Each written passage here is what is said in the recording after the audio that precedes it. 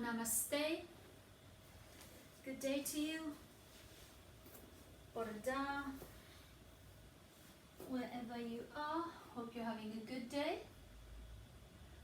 I am Linda Premanandhi. I am a yoga teacher of almost 8 years now, and I'm also training to be a yoga therapist, and I'm training with Sanatan Yoga based in West Wales with Yogacharya Nandev and Yogacharya Deepika, and also supported and mentored by Dr.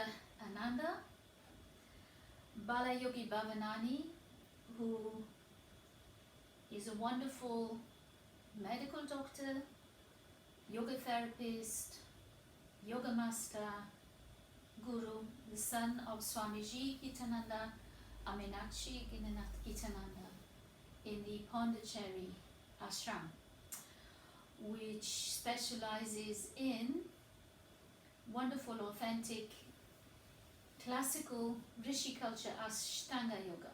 So the Ashtanga of the 8 branches or the 8 limbs of yoga. So I'm a student of that parampaya, that tradition, and I also have had real luck in learning with other teachers, but my focus is in the Gitananda tradition. So today we like to start teaching in this tradition with the very basics, the very foundations, and learning how to sit. And in a previous video that I put on my YouTube channel, I was talking about Vajrasana, which is the thunderbolt pose, and I'll just sit on side angle.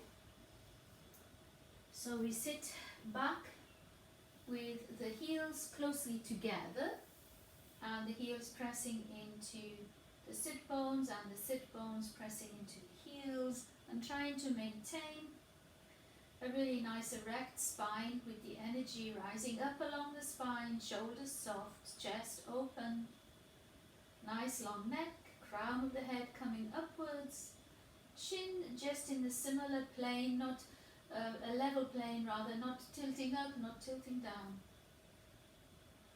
This is Vajrasana. Left hand in a cup shape with the right hand over, shoulders soft, which gives us wonderful ability to use the full lung capacity. The ribs can expand and contract, the lungs can fill up, front, side and back body. There's not that much opportunity to slump in Vajrasana, and it can really help the diaphragm to rise and fall comfortably when we're doing deep conscious breathing. Now, some people, myself included early on in my practice, could not sit back completely on the heels. It was a great challenge for me. It was a great challenge for me. So even though the Gitananda tradition doesn't really encourage the use of props, obviously, because the body will find its way, but sometimes we do need some help and support, especially if we are using yoga in a therapeutic way. So it can be useful initially to sit with either a cushion or a folded blanket under the knees if the flexion is what's causing problems, and maybe too much extension in the quads. Maybe you're not used to sitting back and that's all it is. You have muscles that have atrophied, which we all do when we sit in certain ways, sitting at our desks, for instance. Or it could be the ankles feel really stretched and you're not used to that, so you could put something under the kind of instep of the foot. This may be where you need it. So find your way. Some people will use what is called a yoga block. It could be like a brick type of shape like this, or you could get the thinner ones that are very cheap. You can buy them online for a few pounds or a few dollars wherever you live, and sometimes that can be helpful. The only thing with these structures that cannot get smaller is that you get used to maybe sitting in this way and you never progress to sitting on the heels. So it can be quite handy maybe to start with a fat cushion, 2 blankets, and work your way down so that you feel comfortable in this position. And it can be challenging for quite a few weeks. I am so lucky in having joined the Gitananda Ashram's step-by-step course, which is online this year. It's usually a correspondence course anyway, which is then followed up by 6 months training in the ashram if you want to be a yoga teacher in the tradition. But of course COVID and the different circumstances that affect us all now with what we can and can't do, Dr. Ananda Balayogi Bhavanani has actually offered the step-by-step course, which is wonderful. He's offering it online, and we're called Team 52, so I'm one of that team. So for me it's wonderful because I trained in Wales, I didn't train in India, to go through the step-by-step lessons from number 1 to 52, which were written, devised, codified by Swamiji Gitananda, and to have his son, such a wonderful teacher, absolutely inspiring teacher, and so generous as a teacher, to lead us through the step-by-step approach to yoga, a yogic life, a yogic way of living, and that has been a great joy and also a challenge. There's so much work in it, and some of the work, when you revisit things after a long time, you think, oh, I haven't done that for a while. It becomes quite challenging. So this practice we're going to do today is, I'm just making this recording really as a bit of a documentation of my own journey through step by step, and also hopefully as a learning tool for those people who may want to also practice in the Gitananda tradition of yoga, which is so holistic and so all-encompassing. It encompasses the whole person. It's a wonderful practice. So the first thing we're going to do is sitting back on the heels, knees are together out in front. We're going to practice something called Ekajana Uttana Kriya. Ekajana Uttana Kriya. So I'm going to bring my hands to my heart, and I'm going to breathe in and lift the right knee. So that stretches the foot, and breathing out gently down. Doesn't have to come too high, especially if this is the first time. I've been practicing this for a couple of weeks now. I hardly had any movement initially, and down, even though I would consider myself pretty flexible, pretty strong.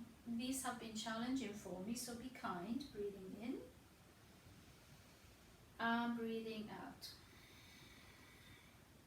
And in between, particularly if you are not used to sitting back like this, whether you're on cushions or whether you're just sitting on your heels, we come forward for a few moments just to let the blood come back into the legs.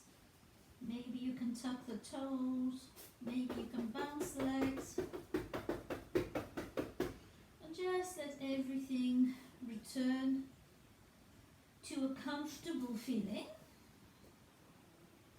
And remember, these practices are incremental. We will build up week by week. No need to rush. Wonderful thing about classical yoga is that we take our time. There's no need to run around and jump about, unless you need to, if you want to. But it gives us time to really imbibe the practices. So left knee. Now I have a dodgy left knee. We will all have different little things that we're accommodating. Some will work a little better than others. Breathing in. Left knee comes up. Breathing out. It comes down. Breathing in. And breathing out. slow count of 6 in, 6 out would be good. Breathing in and breathing out. Again, come forward so that you feel the blood can rush back into the legs, so that there's it's a bit like, you know, making a compression and then allowing the blood to flow, and how good that feels, and how it flushes the circulation, it flushes the blood into certain parts of the legs as you're sitting back, and then releases it, which gives a really nice feeling of well-being. Press the feet back. We are now going to do Dvi Janu Uttana Kriya. Dvi means two, Eka means one.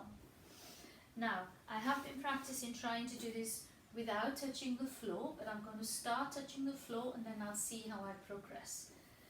Because I've been practicing a lot of other things today, so I need to just take it easy. So I'm breathing in, lifting my knees from the floor, breathing out, they come back. Now, I don't want to lift them and lean back too much, so I'm quite happy to have my fingertips there for the moment.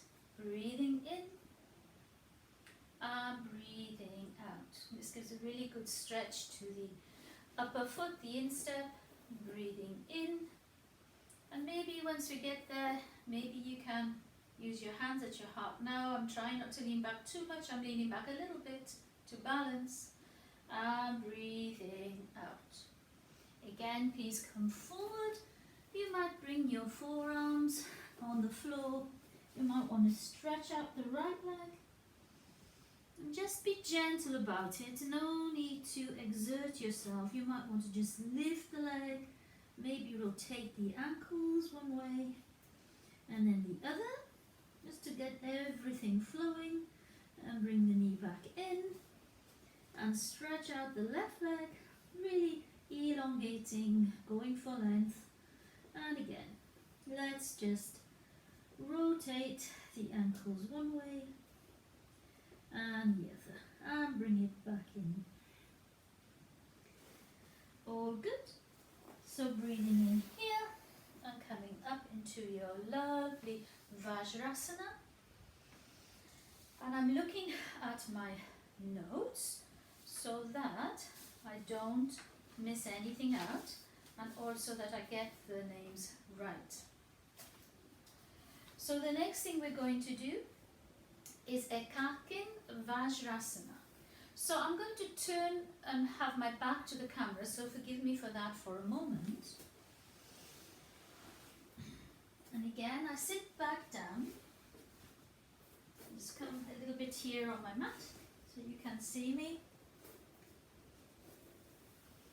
Okay, so we want to put some pressure on the right foot using the left, the underneath of the soles. This is the first skin of the body. So I'm just going to breathe in and come up onto my knees a moment. Then I'm bringing the left foot across, so it presses onto the right foot. And sometimes this can give you a bit of cramp, and if that happens with me, depends if my feet are cold, I sort of come up onto my toes and stretch the foot a bit, and I try again. So feet are flat, left foot is onto right foot. I breathe in here and I sit back. So I'm sitting back on the heel. Well, there's both heels there, but what I notice, my hands can come to my heart. Forgive my back to the camera, I'm just trying to demonstrate the feet. What I notice is that my left instep, not the arch of my foot, the top, the instep is stretching quite a lot. So I need to relax into that, breathing in and out. Breathing in and out. So I'm going to turn to face the camera, so keep in the same position. So my left foot is over my right, and I sit back, and I'm bringing my hands here, and I'm trying to soften my demeanor. It's quite a deep stretch for my left ankle, and the left metatarsals on the top there. It does feel quite strong, but I'm softening my approach to it. A few soft, deep breaths. But I don't feel any pressure on my right sole from my left foot pressing down. I don't feel any lumps or bumps or soreness, so that's a good sign. So you might have a different experience, so just take note. Please come forward. I'm going to stretch out my right leg again. When you stretch out your leg, you feel it's going to be maybe a little tender behind the knee, where you've been flexing quite strongly. Maybe you want to again rotate those ankles. Nothing great, just giving yourself a stretch, a little twist of the ankles and the other side. And I'm going to look forward, and I feel the blood falling back. Now this is really good practice for the feet and for strengthening the feet. Even though the feet can be tender, you need to take care and just be kind. Maybe not hold as long. The first time I was doing it in the first week, I found it very tender, and I am giving you my experience that changed with time. That definitely changed with time. So now I'm coming up onto my knees, and I'll come on side on the camera. Yeah, you think you can see my feet. So this time, instead of the left over the right's coming over the left. So it's just crossing, okay? Just crossing. I'm breathing in here, and I'm softening my pelvis back. So I land gently, and I don't sort of plop down and torque my knee. And I sit nice and straight. Now, this side is a different experience for me. Everybody will be different. I'm trying to make sure my spine is erect, my shoulders are soft, my chest is open, and I take a kind, really gentle approach to my practice. My experience here is that, again, my right upper foot, the sort of, I forget the name of it, not the arch, what's the other thing? I can't remember. The top of the foot then is stretching in step. I think it's in step. It's stretching quite a lot, but there's no real pain. Then I can feel it stretching. What I do notice on the inside of my left sole with my right foot pressing on it, there is some tenderness there. And when I look at the reflexology map of the sole of the foot, I notice it's around the area of the kidney and the bladder. And unfortunately, I have always had problems with my kidney and my bladder, and I'm wondering if this is why I have some tenderness there. So my foot is pressing down on that area. It's almost like having a foot massage, a reflexologist pressing in, and I have actually done some self-foot massage following this practice. I'm calming my breath, calm mind, calm body. It's about 30 seconds that I stay in it. It wasn't that long when I first started. I was doing maybe even 10 seconds. So I have built up the practice, and again, maybe you want to just stretch out the legs, and be careful how you stretch them, because the ankles, you've been compressing everything. So don't fly into a sudden movement. I'm trying to lift my leg, and I think it's quite nice to, even though the ankle is a little bit stiff now from sitting on it, I just want to open it up again. And the other side. One way and then the other. And come back just into your Vajrasana. If you find it's just totally impossible to sit back like this, what I started off with 7 or 8 years ago, because I was 52 when I started practicing yoga, I was quite late on, and my body had already developed certain limitations and issues, or, as I say, muscles atrophy if they're not used. I started off on 2 or 3 blocks, and or a pile of books that you can move a book at a time under my tailbone, or in between my legs as I was kneeling up, and that really helped me. That really helped me start. That was my starting point, because where to start? Everybody starts in a different place. So this time we are going to cross the feet at the Achilles heel. So I'm going to turn side onto the camera rather than put my back to the camera, because I don't like to do that. So we're coming up, and this time I am placing my right foot, I'll come a little bit back so you can see me, over my Achilles, I'm putting my left foot, apologies, over the Achilles of the right foot. And breathing in, I want to be tall, I want to be open, and then as I breathe out, I want to just release the hips. I want to release them back. Now when you sit on, trying to get the left heel right in between, obviously the left knee is going to change shape a little bit, it's going to move out. And I need to tell you the name of this in Sanskrit. This one is Gulfa Vajrasana. So I'm sitting back. The knee is not, the two knees are not going to be joined together here as much. The left knee is going to go out a bit. So you can bring your hands to your heart, or you can do Chin Mudra. Up to you. I'm bringing mine to my heart.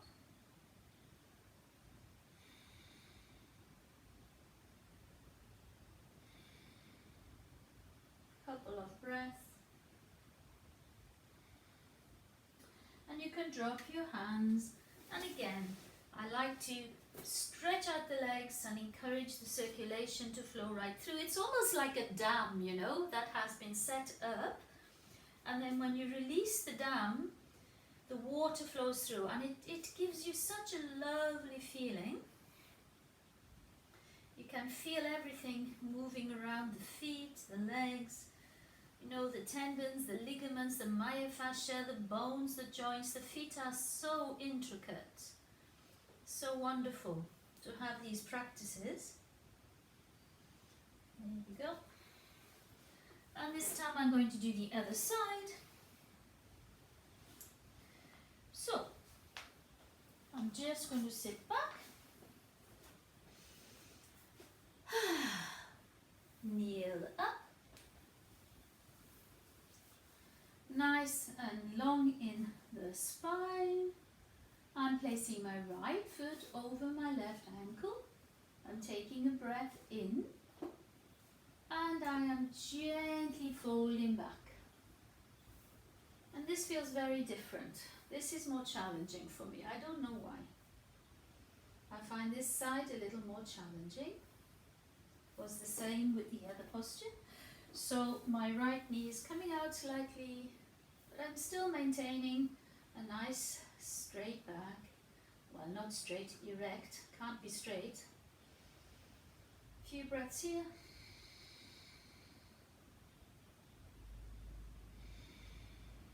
To get my heel in the right place. So pressing down on the Achilles heel.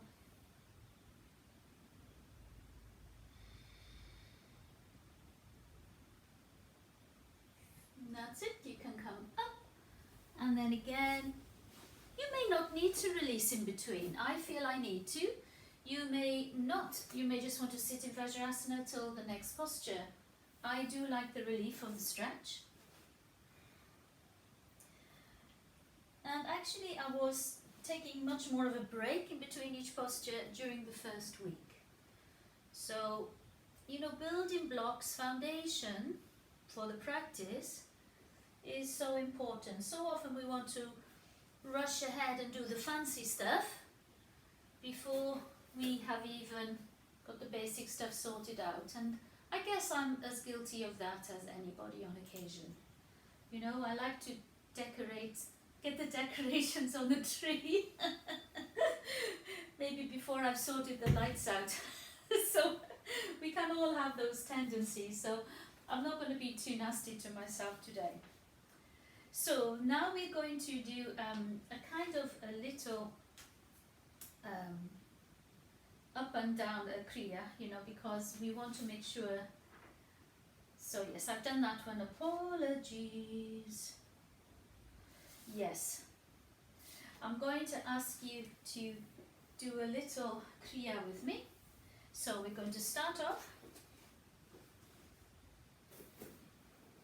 Again, sitting on the heels. Breathing in, lift the knees. I find it quite hard to do this without some help. I mean, I'm starting to get better. I can lift my fingers. Sometimes I can bring them here, but I don't want to lean too far back. I want to use my body strength. And breathing in here, come up onto the knees. Tuck the toes. And breathing out, come and sit back on the heels. Stretching the feet, making those connections from the feet right up to the cranial nerves. Can be quite challenging, but it does get better. Breathing in, you come up, flatten the feet, you can come back down. I have to drop my hands to breathe in and lift the knees. Once I'm up, as long as I'm holding my core nice and firm, I can bring my hands up. Breathing out, the knees come back. Breathing in, I come up, tuck my toes. Breathing out, I sit back on my heels. Breathing in, I come up. Breathing out, I come back to my heels. I'm going to do it one more time. Breathing in. I managed to get them up then without the hands, so it gets easier each time. Breathing out. Breathing in. Tuck the toes. Breathing out. Nice long back. Breathing in. And softly out. It can be nice to come forward now, maybe keeping into Balasana, keeping the bottom up, maybe opening the elbows out, or maybe the chest can come to the floor or the side of the face. Just giving a nice stretch to the spine and the shoulders, freeing up the flexion of the knees. The feet are coming back into their own. And gently come back up.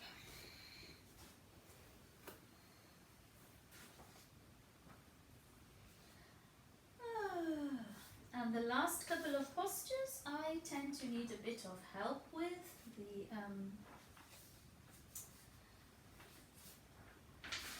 I need the help of a cushion. So for this one, which is Purna Vajrasana, okay, and we're doing it with Chin Mudra, little circles, and then the fingers straight. Not quite, if you can see it properly, it's quite dark now in my room. Okay, so for this, the idea is to bring the tailbone to the floor, so I kind of roll out my calves on either side and see if I can sit between. Now this was literally impossible for me a couple of weeks ago. I do have knee issues, so I have to be careful and I don't force them. But things are becoming easier, so I put just the corner of a cushion there for me. First week I needed a block. So, just sitting like this. You can have, I say your hands, or you can have Chin Mudra. 3 breaths.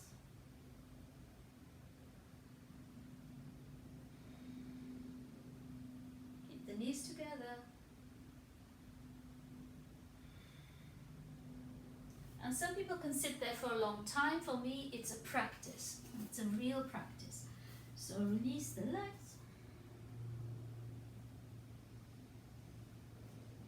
Just let everything come back.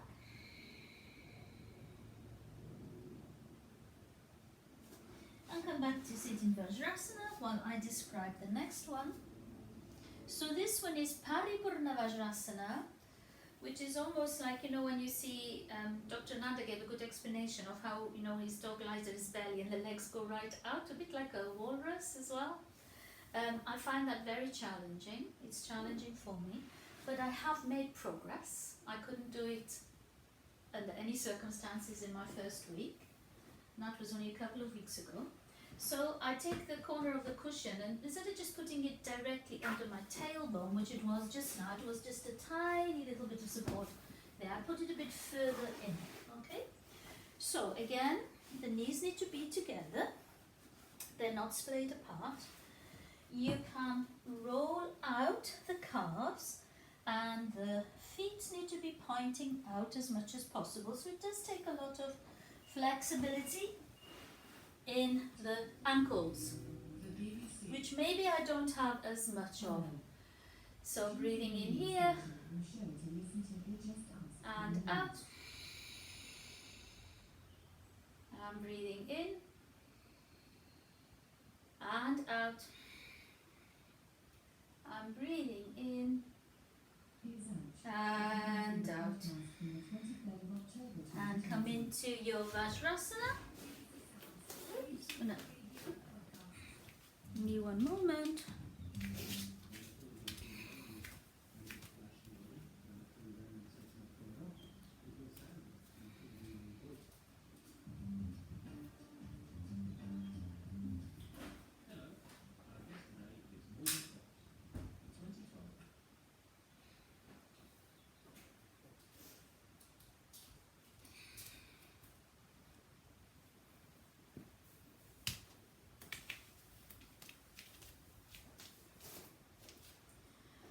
So, sorry, something came on and was noisy. So, we come back into Vajrasana.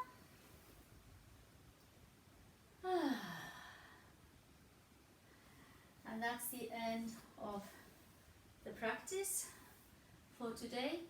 I hope you enjoyed and learned something.